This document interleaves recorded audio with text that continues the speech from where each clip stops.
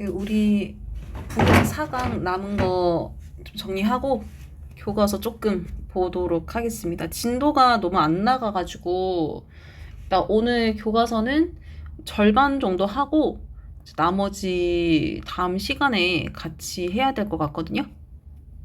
일단 바로 봅시다. 엑서사이즈 10번 보면은 목적이 뭐냐면 최고의 성과를 내는 거야. 그러려면은 내가 해야 하는 일을 가장 잘 할 수 있을 때 맞춰서 해야 될 거잖아. 그래서 그거를 여기에서 뭐라고 설명을 하냐면은 에너지 수준에 맞추어서 전략적으로 과업을 배치해라고 하거든요. 그러니까 이 말이 좀 어려운 단어들이 조합이 돼가지고 어렵게 느껴질 수가 있는데 이거 좀 쉽게 정리를 해보면은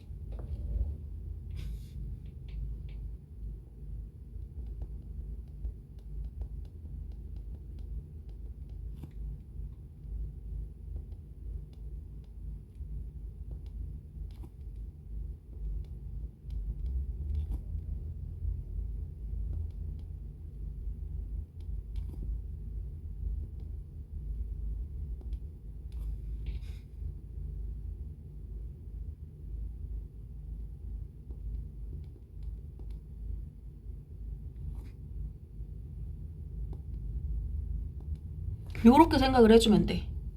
그러니까 내가 해야 하는 일 중에서 가장 힘들고 가장 에너지가 필요한 일을 진짜 내가 에너지가 넘치는 시간대에 했을 때 최고의 성과를 낼 수가 있다라는 얘기를 하는 지문이다라고 생각을 해주면 되거든요. 디테일 체크 바로 들어가 봅시다. 여기 1번 보면은 과학 연구입니다. 무엇에 관한 최상의 퍼포먼스, 수행, 성취와 동기부여에 관한. 그러니까 어떻게 해야 성취가 최상이 되고 어떻게 해야 동기부여가 생길까라는 거를 과학적으로 접근을 했다라는 거지. 그래서 이것이 포인트 2. 요게 하나의 동사거든요. 지적하다, 나타내는데 요 목적어인 팩트를 나타낸다라고 합니다.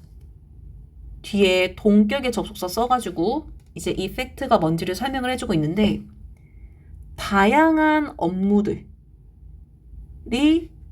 이성적으로 비매치드 일치되어져야 한다라고 하거든요. 어디에? 너의 에너지 수준에. 그러니까 아까도 얘기를 했지만 너가 가지고 있는 에너지량이 많은지 적은지에 따라서 너가 해야 하는 다양한 업무들을 적절하게 배치를 해야 된다라는 거를 설명을 하고 있는 겁니다. 그러니까 사실상 이 지문의 주제를 말하고 있는 문장이다라고 생각을 할 수가 있겠죠. 2번 문장 보면은 예를 들어가지고 분석적인 업무, 그러니까 분석을 한다라는 거는 에너지가 많이 들고 집중을 해야 된단 말이야. 그렇기 때문에 이러한 업무들은 가장 잘 성취되어지는데 언제 이렇게 되는지를 웬 뒤에서 설명을 합니다. 우리의 에너지가 높이 있을 때, 그러니까 에너지가 많이 있을 때를 말하겠지? 그리고 우리가 자유로울 때라고 하는데 무엇으로부터 자유롭냐면은 distractions, 나를 방해하는 것. 그리고 able to focus, 집중할 수 있을 때라고 해가지고 어쨌든 에너지가 높고 환경이 집중할 수 있는 상태다. 그럴 때 분석적인 업무가 가장 잘 되더라 라고 설명을 합니다. 3번 문장 보면은 그 wake up 이라는 동사가 그냥 보통은 목적어나 아무것도 안 가지거든요. 그러니까 wake up 자체로 이제 일형식 문장을 만드는데 내가 밑에 내용 써놨습니다. 근데 이게 막 학교에서는 어떻게 설명을 할지 모르겠지만 어법적으로 막 엄청 막 중요하고 반드시 알아야 하는 그런 개념은 아니기 때문에 그냥 바로 3번 문장이 이 형식이다라고 정리를 할게요. 그래서 나는 일반적으로 잠에서 깬답니다. 활력이 넘치는 상태로. 그리고 몇 년 동안에 내가 꾸준하게 have stuck to 이거 완료 시제 동사죠. stick to 고수하다라는 동사의 완료 시제라고 생각하면 돼. 그래서 꾸준하게 고수해 왔는데 무엇을? 아침으로 내 문제를 먹는 습관을 고수해 왔다라고 합니다. 그러면은 만약에 지금 해석한 이 문장을 이해하기 쉽게 정리를 한다라고 하면은 앞문장에서 이 글쓴이가 아침에 엄청 컨디션이 좋다라고 했단 말이야. 그러니까 아침형 인간인가 봐. 그러면은 아침에 가장 에너지가 높이 있기 때문에 요때 가장 어려운 업무를 해결할 수가 있을 거란 말이지. 그거를 아침 식사로 문제를 먹었다. 아침에 어려운 문제, 에너지가 많이 드는 문제를 해결했다. 라는 말을 이렇게 표현을 했다라고 생각을 해주면 되거든요. 그래서 요거 조금 정리를 하고 넘어가 봅시다.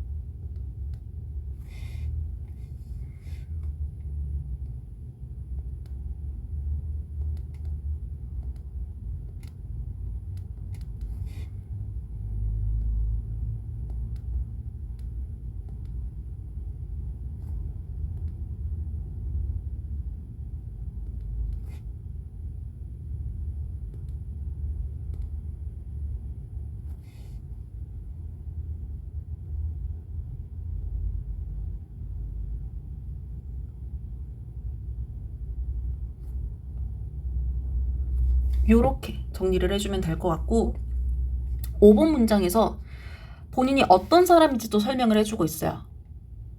주격 관계대명사 후로 수식을 받고 있는데 tend to overthink 너무 많이 생각하는 경향이 있는 사람이라고 합니다.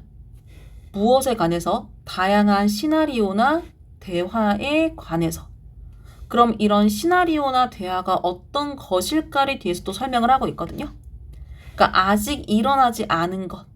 그러니까 걱정이 많고 생각이 많은 사람이다 라는 거를 이렇게 설명을 하고 있다라고 생각을 해주면 될 것 같아. 그래서 6번 문장에 내가 procrastinate가 미루다 라는 의미고 이게 지금 자동사로 쓰였거든요. 그래서 목적어를 전치사 on 뒤에 씁니다. 그래서 뭘 하는 걸 미루냐면은 대화하는 거. 누구랑? 불만족스러워하는 고객이랑. 혹은 or 뒤에서 또 미루는 게 뭔지를 설명을 하기 때문에 앞에 있는 talking with랑 병치한다라고 생각하면 되거든요. 그래서 dealing with가 들어간다 생각하면 돼. 그래서 다루는 것, 무엇을? 불쾌한 이메일을. 그러니까 꼭 분석적인 업무가 아니다라고 하더라도 이제 감정이나 에너지가 되게 많이 들어가는 업무들인 거야. 그러면은 이런 것들을 내가 아침에 에너지가 제일 많으니까 아침에 처리하면 좋은데 내가 이거를 미뤘다? 그때 이 사람이 뭘 발견했는가를 이어지는 문장이 설명을 합니다. 내가 낭비하는 거를 알게 되는 거지. 너무 많은 감정 에너지를. 언제? During the day가 낮 동안에 라고 해석을 할 거거든요. 그러니까 낮은 내가 아침보다 에너지가 부족하단 말이야. 근데 아침에 하면 좋았을 일을 미뤘기 때문에 똑같은 일을 처리한다라고 하더라도 더 에너지가 많이 들어간다라는 생각이 들게 된다라고 하는 거지. 그래서 요런 이 지금 말한 문장 같은 경우에는 이 지문의 문맥을 이해해야 이 문장을 이해할 수 있기 때문에 그러니까 요런 것들이 빈칸으로 출제하기가 좋거든요. 그래서 요 내용 왜 이러한지를 잘 이해해줘야 됩니다. 7번 문장 보면은 그래서 6번처럼 낮에 일을 처리하다가 더 에너지를 느낀다라는 걸 it이라는 주어로 받아줍니다. 이거는 마치 무엇과 같냐면은 그 일이라는 게 hang over one's head 뒤에 나와 있죠? 계속 마음을 짓누르는 거. 그러니까 계속 이 문제 때문에 내가 마음이 쓰이게끔 하는 것 같다라고 하는 거지. 그래서 이런 마음이 들다 보니까 앞문장 내용 때문에 어떤 결과로 이어지냐면은 내가 문맥상 더 많은 시간을 보내게 된다라고 합니다. 요거 구조 알죠? spend 시간 명사 그 뒤에 동명사 쓰면은 이 동명사를 하느라 시간을 보내는 것. 근데 그 문제에 대해서 걱정도 하고 이야기도 하고 그리고 나중에는 그 문제를 피하려고 한다라는 거지. 그래서 이런 것들을 하느라 너무 많은 시간을 보낸다라고 합니다. 어떻게 하기보다는 이어지는 된 뒤에 지금 이 문장은 more than이 들어간 비교급이잖아. 그러면은 비교 대상이 들어와야 되는데 뒤에서 가주어 진주어를 써가지고 비교 대상을 쓰고 있거든요. 그래서 뒤에 투보정사를 먼저 해석을 해보면은 take care of가 여기에서는 책임지다, 신경 쓰다 라고 해석을 해가지고 그러니까 단순히 이 문제를 책임지고 신경 쓰는데 실제로 걸리는 것보다 그러니까 내가 아침에 했을 때 가볍게 처리할 수 있는 것보다 더 걱정, 이야기, 그 다음에 피하는 거, 회피하는 거를 더 많이 하느라 시간을 보내게 되더라 라고 얘기를 하고 있어. 그러면은 지금 보고 있는 이 비교급은 두 가지를 비교한다라고 했을 때 뭘 비교를 하고 있을까라고 하면은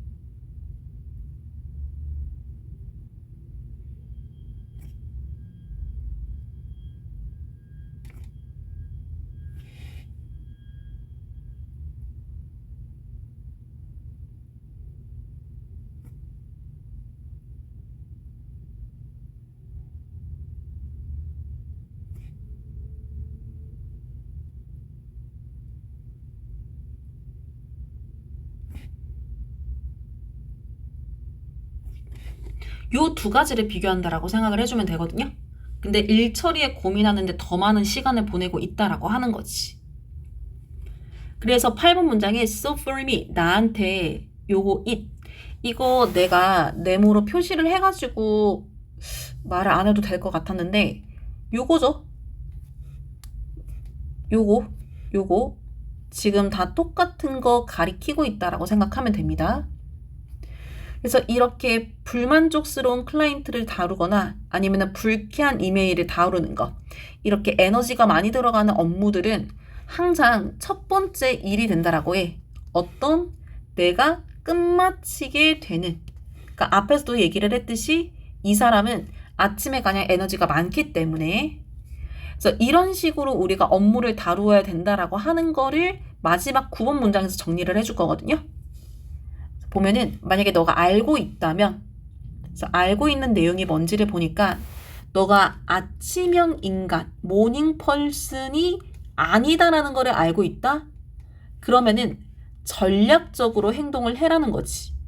무엇에 관해서 너의 어려운 업무를 스케줄링 하는 것에 대해서 언제? 하루 중에 여기서는 문맥상 나중에 해야겠죠?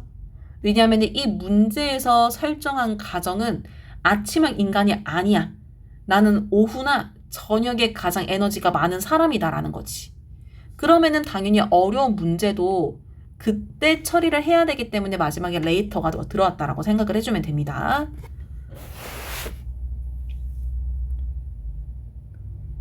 그 다음에 exercise 12번 보면은 요것도 뭐 상식적으로 생각하면은 어려운 거 아니거든요.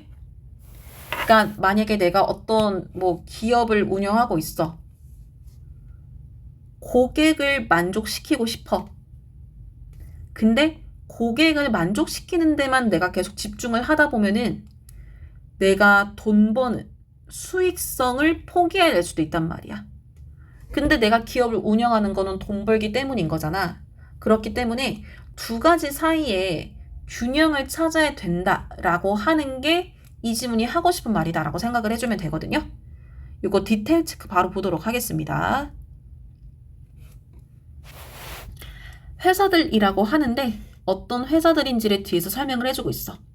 소비자들을 즐겁게 하는 데 관심이 있는 회사들. 근데 요때 이게 혹시해서 얘기를 하는 겁니다. 이 컴퍼니라는 단어가 그냥 보면은 그냥 단순한 기업을 말하고 있는 것 같단 말이야. 근데 여기에서는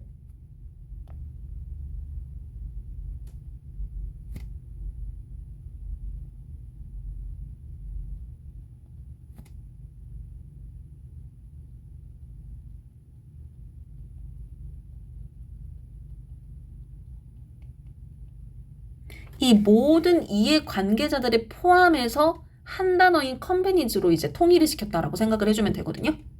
그러니까 이걸 내가 지금 설명하는 이유가 뭐냐면은 이 기업을 지금 설명하는 그 수식하는 감정 형용사에 ed가 붙었잖아. 근데 우리가 감정 형용사에 ed를 붙을 때는 이제 사람을 가리킨다라고 얘기를 하니까 이렇게 설명을 하는 겁니다. 실제로 이렇게 표현을 하기도 하고요. 그래서 감정 형용사를 컴퍼니즈가 가리키는 것에 맞추어서 과거 분사로 표현을 해줬다. 이렇게 생각해주면 될 것 같아. 혹시 모르니까.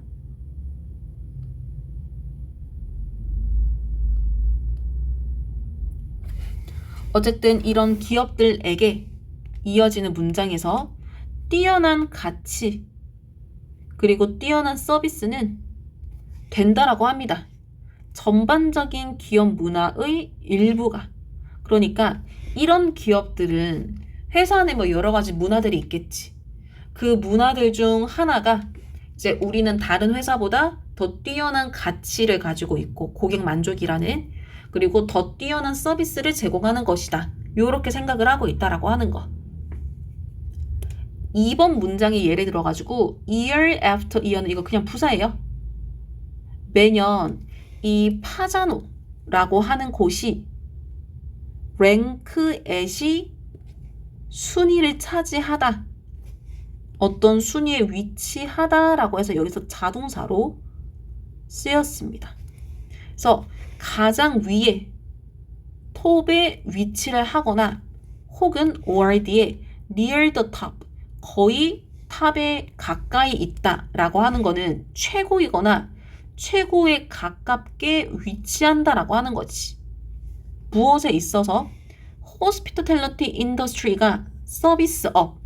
근데 여기서 말하는 서비스업이 의식주랑 관련된 서비스업이라고 생각을 해주면 돼요. 그래서 호텔, 레스토랑 이런 것들을 포함을 하는데 어쨌든 이제 이런 업계에 있어서 최고가 되거나 거의 최고에 가까운 정도를 유지하고 있다라고 합니다. 특히나 어디의 측면에서 in terms of 전치사 뒤에 소비자 만족이라는 측면에서 3번 계속 보면은 이 회사의 열정, 뭘 위한? 소비자를 만족시키기 위한 이 열정이 sum up이라는 동사가 요약하던데 그거를 수동태로 썼거든요.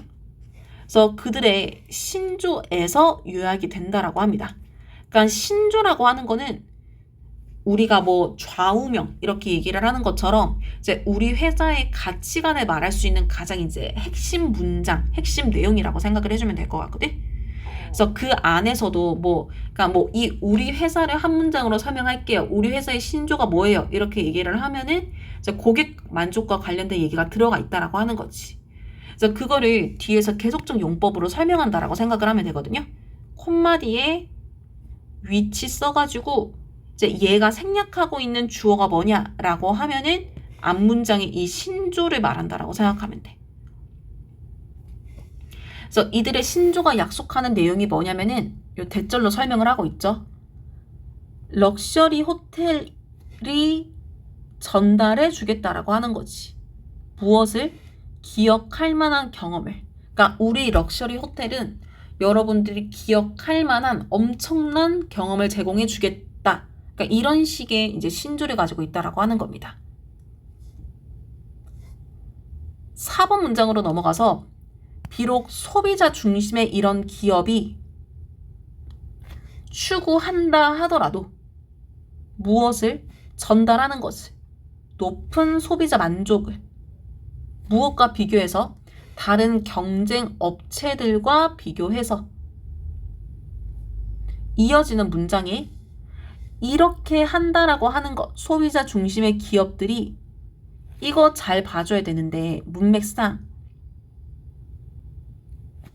시도하는 게 아닙니다. 무엇을? 소비자 만족을 최대화하는 것을. 그러니까 소비자 만족만 생각을 해서 그거를 최대화하려고 하고 있는 것은 아니다 라는 얘기를 하는 거지. 5번 문장에 회사가 항상 소비자 만족을 증가시킬 수 있어. 그러니까 마음 먹으면 할 수는 있다라는 겁니다.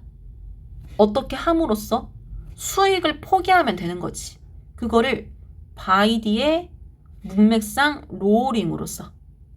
그래서 가격을 줄이고 혹은 서비스는 늘리는 거야.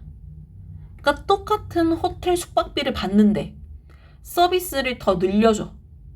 근데 가격은 낮춰.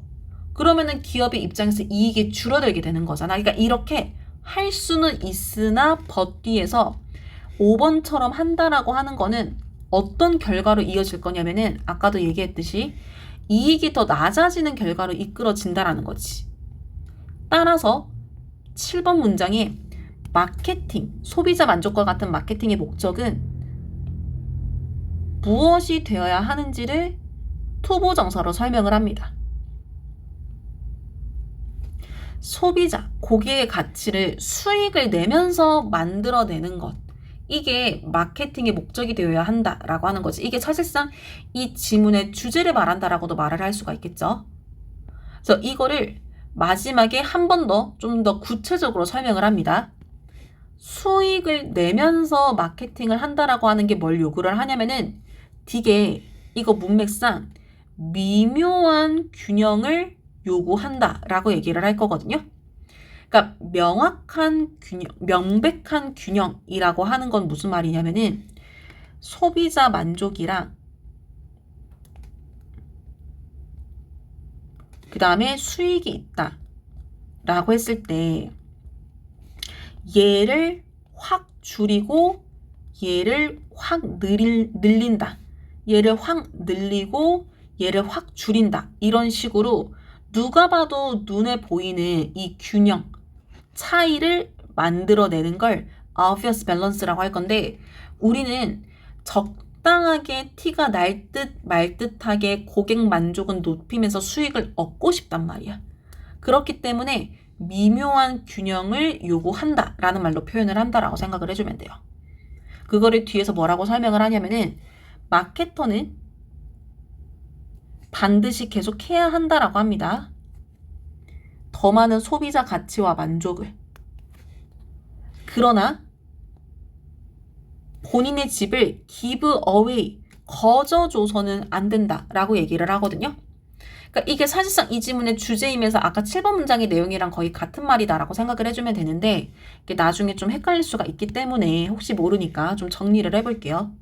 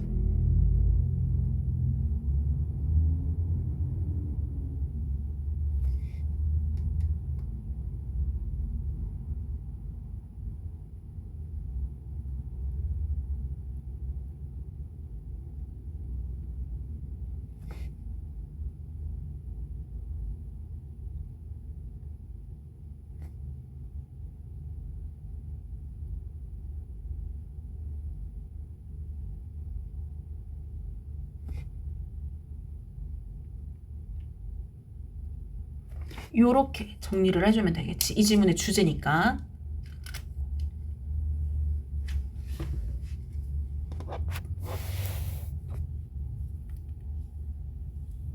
그래서 4강 이렇게 정리했고요. 뒤에 교과서 한번 넘어가 봅시다.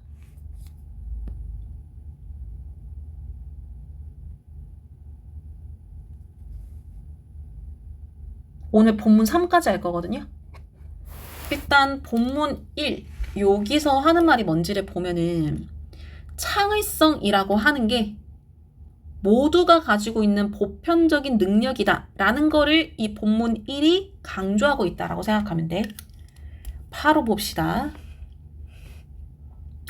창의력이라고 하면서 2번 문장에 너가 이 창의력이라고 하는 단어를 들을 때면 무엇이 instantly 곧장 pop into your mind 뒤에 표현 써놨죠? 생각이 갑자기 떠오른다라는 거. 그러니까 갑자기 무슨 생각이 떠오르냐라고 하는 거지. 3번 문장에서 너는 아마도 생각을 할 것 같은데 창의성이라고 하는 게 능력이라고 생각할 것 같다. 근데 이 능력을 뒤에서 설명을 해주고 있거든요. 예술가나 작가들만 가지고 있는 그런 능력이라고 생각을 할지도 모른다. 동시에 이 능력을 한 번 더 뭐라고 설명을 하냐면은 몇 가지 특정한 재능이라고 생각을 할지도 모른다라는데 얘도 목적격 관계대명사로 수식을 하고 있거든요. 앞에는 possess, 동사의 목적어가 빠져 있고 뒤에는 born with 전치사의 목적어 혹은 without 전치사의 목적어가 없는 불완전한 문장이다라고 생각을 하면 됩니다. 그래서 너가 타고나거나 혹은 타고나지 않는 그런 특별한 재능이다라는 거지. 그러니까 창의성은 타고나야 된다. 타고나지 않으면은 창의성이 없다. 그러니까 이런 식으로 특별하게 생각을 할지도 모른다라고 얘기를 합니다. 4번 문장에서 많은 사람들이 이 3번에서 얘기한 생각을 그냥 받아들이는 거야. 그러면서 이 아이디어가 뭔지를 뒤에서 설명을 합니다. 동격의 접속사를 썼다라고 생각하면 되거든요.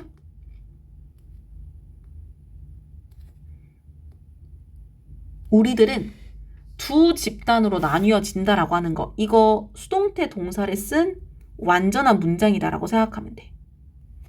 그러면은 첫 번째는 어떤 집단일까? 창의적이다라고 하는 집단. 두 번째는 창의적이지 않다라고 하는 집단. 그러니까 창의성이라고 하는 거는 특별한 거기 때문에 그거를 가진 사람과 가지지 않은 사람으로 나뉠 수 있다. 요렇게 받아들이게 된다라는 거지.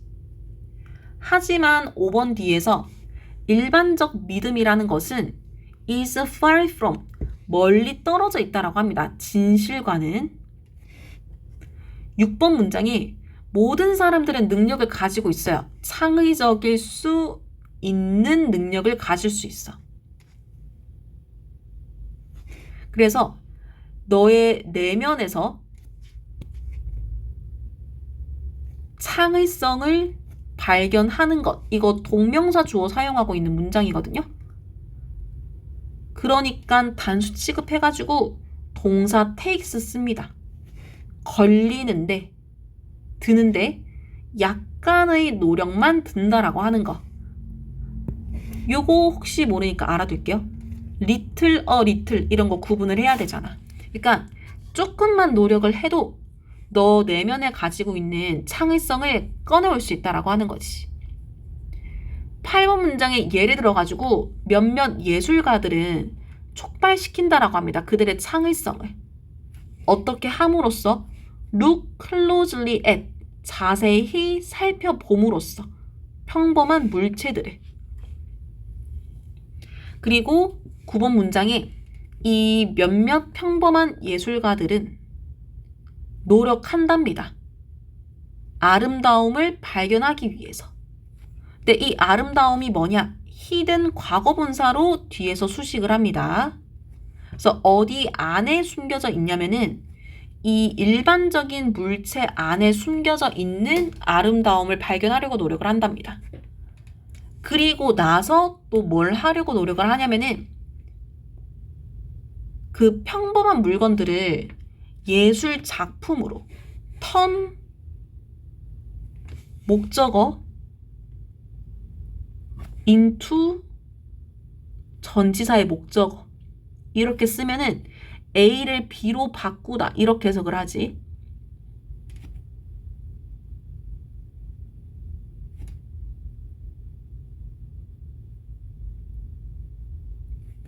그래서 평범한 물건의 아름다움을 찾아가지고 이제 그 아름다움을 다시 예술 작품으로 만드는 그러니까 그런 예술가들이 있다라고 합니다. 그러면은 이제 뒤에서는 어떤 예술가가 어떻게 평범한 물건을 가지고 이제 아름다운 예술 작품을 만들었는가에 대한 사례를 설명을 하겠죠. 그래서 넘어가 보겠습니다. 본문 2 보면은 이 주세페라는 예술가에 대해서 얘기를 할 거거든요.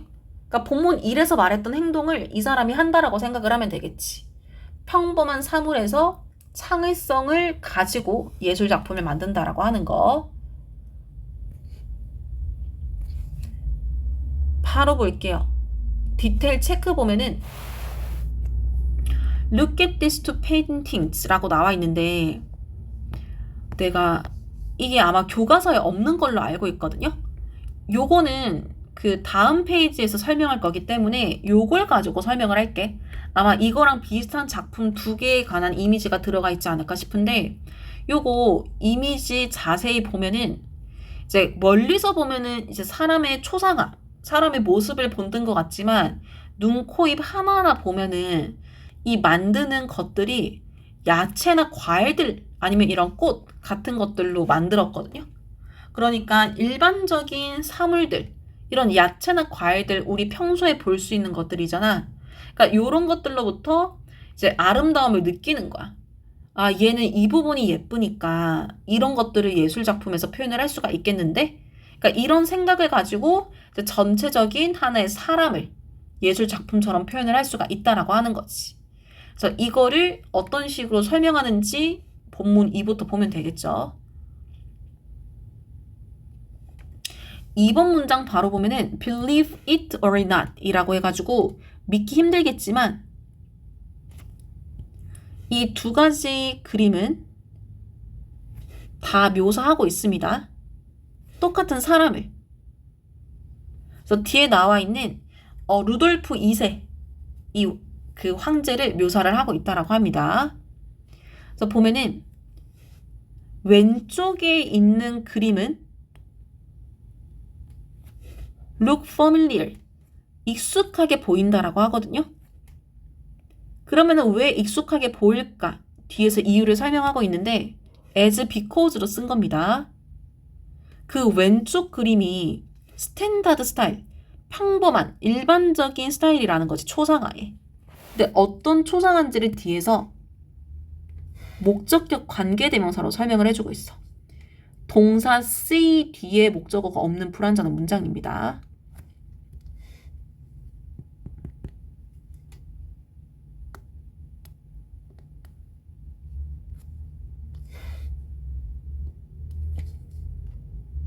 그래서 갤러리에서 혹은 이제 그림책, 그러니까 예술 작품을 보여주는 그런 책 안에서 너가 볼 수 있는 그냥 평범한 초상화라고 하는 거지.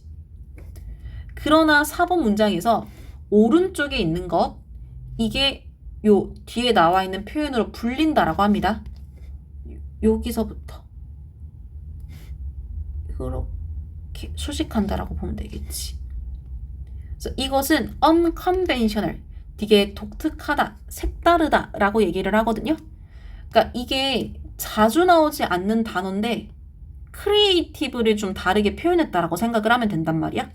그러니까 이런 거는 좀 단답 빈칸으로 나오기 좋기 때문에 이 단어 좀 잘 기억을 해주면 좋을 것 같아요. 아마 오른쪽에서 설명하고자 하는 작품이 아까 보여줬던 이 이미지랑 가까울 거라고 생각을 해. 그래서 5번 문장 보면은 created 이거 분사 구문으로 시작하는 문장이거든요. 그래서 만들어지면서 누구에 의해 요렇게 이름 붙여지는 이탈리아 화가에 의해 16세기라고 하니까 1700년대라고 생각을 하면 되겠죠? 그리고 지금 이 그 분사 구문이 생략하고 있는 문장의 주어가 뭐냐? 일단 it이라고 표시를 했는데 이어지는 문장의 주어랑 같겠죠? 이 그림. 요것이 보여준다라고 합니다. 무엇을? 눈에 띄는 창의성과 독창성을. 주어, 동사, 목적어. 그러면서 구체적으로 밑에 나와 있는 이런 초상화가 어떤 특징을 가지고 있는가를 설명을 하고 있거든요. 6번 문장 보면은 뭐 과일, 꽃, 야채. 그러니까 이런 것들이 배열되어 있다라고 하는 거지. 수동태 동사입니다. 근데 무엇처럼 배열되어 있냐면은 퍼즐 조각처럼 배열되어 있다라고 합니다. 이 지문은 퍼즐 조각 같다라고 표현을 한 거예요. 뭘 만들기 위해서? 사람의 머리를 만들기 위해서.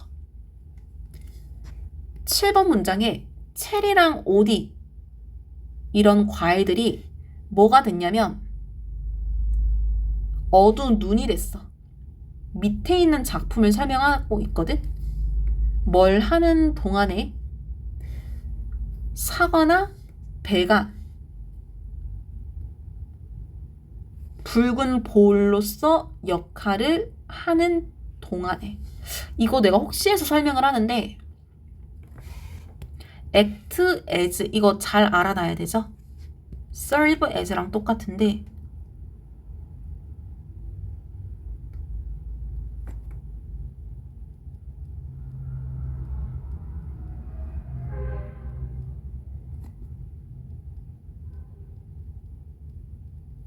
요거를 의미합니다.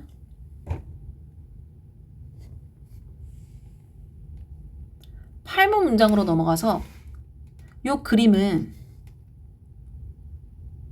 be representative of 이거 너네 모의고사에서도 종종 볼 거거든요. 알아놔야 돼요. 그래서 어쨌든 이 그림은 나타냅니다. 뭘 나타내냐면은 예술가의 시그니처 스타일. 얘들아, 어떤 명사에 시그니처가 붙었다라고 하는 거는 그 사람을 대표할 수 있는 거라고 생각하면 돼요. 그래서 composite portraits라고 해서 합성 초상화라고 하는 이 예술가의 시그니처 스타일을 나타내고 있다라고 합니다. 그러면서 9번 문장에서 그가 식물, 동물, 그리고 다른 물건들, 이거 다 평범한 것들이잖아. 그러니까 이런 것들을 사용했다라고 합니다. 왜 사용했냐면은 많은 다른 초상화들을 그리기 위해서. 그래서 초상화를 평범한 물체들을 가지고 조합을 해가지고 만드는 이런 합성 초상화에 대한 이제 설명을 했다라고 생각을 해주면 돼요. 그 다음에 이어지는 내용 넘어가기 전에 요거 이미지를 볼게. 요 이미지에 대한 설명을 할 거거든. 이게 왼쪽 오른쪽이 똑같습니다. 똑같은 작품인데 이제 요 왼쪽에 있는 거를 뒤집어 놓은 게 오른쪽 작품이다라고 생각을 해주면 돼. 근데 왼쪽 이 그림 자체만 보면은 이거 그냥 과일 바구니 같거든요. 평범해 보인단 말이야. 근데 이걸 뒤집었더니 이렇게 눈, 코, 입이 생긴 거야. 사람처럼 보이게 되는 거야. 그래서 이런 식으로 좀 다양한 각도에서 다르게 작품을 볼 수 있는 이런 창의적인 모습도 표현을 했음을 본문 3에서 설명을 할 거거든요.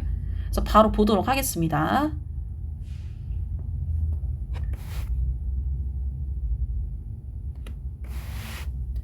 보면은 이 작가의 독특한 창의성, 이 작가만이 가지고 있는 고유한 창의성이 가진 또 다른 좋은 사례가 발견되어질 수가 있대. 어디에서? 뒤집는 그림에서. 아까 내가 보여준 작품이 요런 이름을 가지면서 뒤집을 수 있는 그림들 중 하나다. 이렇게 생각하면 될 것 같아요. 2번 문장 보면은 접속사 뒤에 분사 구문을 만들어가지고 과거분사 뷰드가 들어갔어.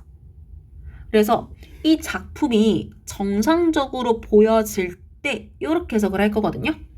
지금 이 it이 가리키는 게 이어지는 문장의 it을 가리키고 있으나 사실상 얘가 가리키고 있는 게 앞에서 말한 이 뒤집을 수 있는 작품들 중 하나, 요걸 말한다라고 생각하면 돼.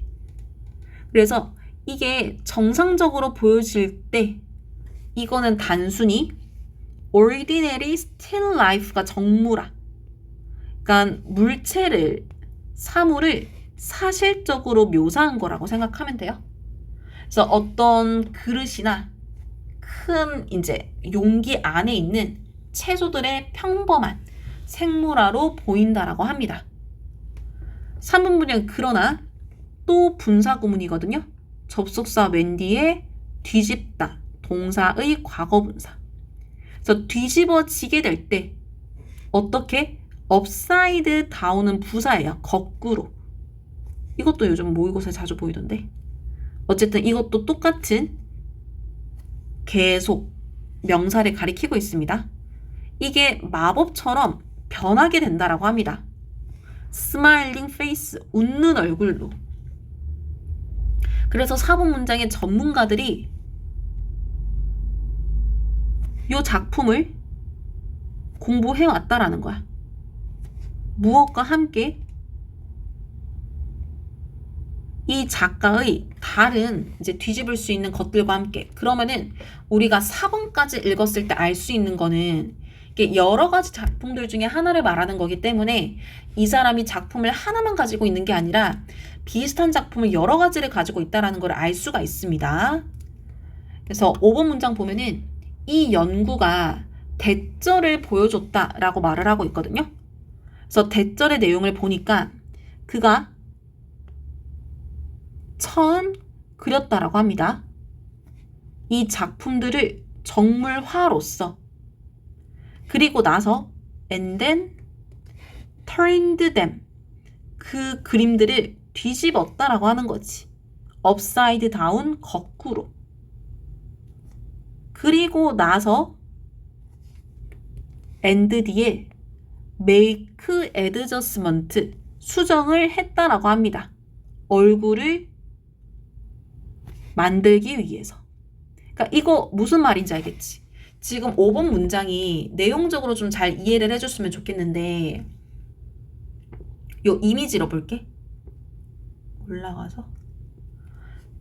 그러니까 이렇게 웃는 얼굴로 만들기 위해서 처음부터 요 방향으로 시작을 한 게 아니야.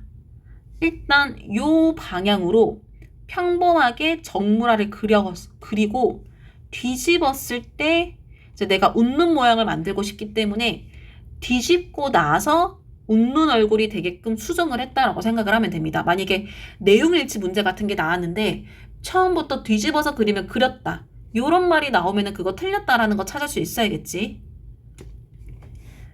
6번 문장 계속 보면은 엑스레이 검사가 보여주는데 그가 때때로는 바꾸었다라고 합니다. 위치를. 무엇의 위치를 바꿨냐면은 과일과 야채의 위치를 바꿨다라고 하거든요. 그러니까 이제 연구를 하면서 이제 막 엑스레이 같은 거 찍어가지고 이 그림을 그렸을 때 한 번에 그렸는지 수정하느라고 막 2번, 3번 막 겹쳐져서 그렸는지 막 그런 뭐 여러 가지들을 전문적으로 이제 연구를 했을 건데 이제 그렇게 봤을 때 뒤집어서 수정했던 흔적들이 보였다라는 거를 이제 6번 문장에 설명을 한다라고 생각을 해주면 돼요. 7번 문장 보면은 그러면은 왜 그가 이 그림이 뒤집어지게끔 만들었을까라고 했을 때 그 이유는 아마도 그가 원했을 거라고 합니다. 추가하는 것을. 뭘 추가하기를 원했냐면은 interactive elements라고 해서 상호작용 요소를 넣고 싶었나 봐. 그의 작품에 어떻게 함으로써 by doing so 요런 표현 조금 잘 알아두면 좋은데 그러니까 문맥상 알아두면 좋겠다라는 거예요. 얘가 해석은 요렇게 하지만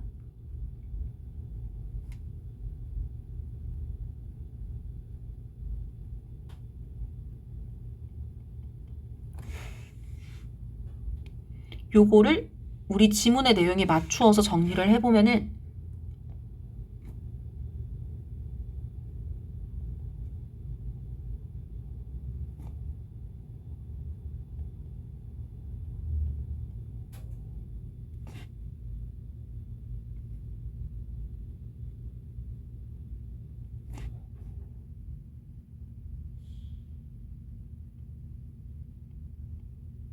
요렇게 생각을 해주면 되겠지. 그래서 이렇게 함으로써 상호작용 요소를 더하고 싶었다라고 하는 거지. 그러면은 상호작용 한다라고 하는 거는 어떻게 보면은 이제 소통을 하겠다라는 거잖아요. 그래서 이 그림을 보는 사람들과 소통을 하는 방식을 이제 다른 관점으로 생각하게끔 한다. 거꾸로 뒤집어서 볼 수 있게끔 한다라고 생각을 할 수가 있을 건데, 그렇게 했을 때 9번 문장에서 이 작품을 보는 사람들이 느낀다라고 합니다. 마치 무엇처럼 느끼냐면은 본인들이 시각적 게임을 하고 있는 것처럼 느끼게 된다라고 해. 그리고 코마 찍고 계속적 용법 이어집니다. 이런 시각적 게임을 하는 것처럼 느낀다라고 하는 것은 앞문장 내용 전체를 가지고 왔거든요. 가지고 오는데 간접 목적어. 작품을 보는 사람들에게 기쁨이라는 감정을 준다라고 합니다. 그러니까 재밌음을 느끼는 거지. 10번 문장으로 넘어가서 우리가 지금 이 작가에 대한 두 가지 그 종류의 작품을 봤거든요. 그래서 이 각각의 작품이 되게 조심스러운 연구가 된다라고 합니다. 일상 작품에, 그 일상에 있는 사물에 대해서. 그러니까 일상에 있는 사물, 이러한 것들을 신중하게 바라보면서 연구를 한 결과가 이 작품들이다라는 얘기를 한다라고 보면 돼. 이거를 11번에서 구체적으로 써주는데 그가 일반적인 평범한 사물들을 볼 때 야채가 들어가 있는 이런 용기 같은 이러한 것들을 볼 때 그는 보았다라고 합니다. 예술적이고 창의적인 잠재력을 그 안에서. 그렇기 때문에 이번 문장이 그의 혁신적인 접근법, 예술에 대한 이것은 영감을 주었다라고 해요.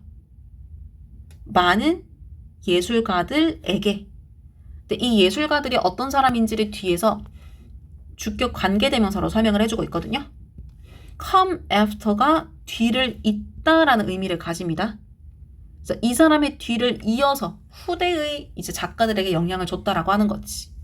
그래서 그 작가들은 피카소, 달리 같은 사람들을 포함한다라고 합니다. 되게 유명한 사람들에게 영감을 줬다라는 얘기를 하는 거죠. 보자.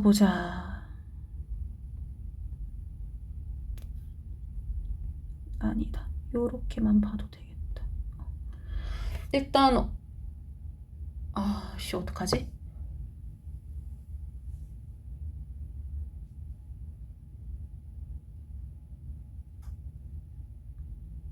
아니다. 여기까지 합시다. 여기까지 하고 오늘 과제 오늘 수업한 내용만 내가 포함하지 않고 우리 이전 시간에 했던 부교재 그 문제까지 포함을 했거든요. 그래서 아마 남은 동안 마음 먹으면 바로 다 할 수 있을 거예요. 과제 없이. 그래서 그거 남은 문제들 좀 풀면 될 것 같고 들어가는 번호만 하면 됩니다. 전부 다 하지 말고. 일단 오늘 설명은 여기까지 할게요.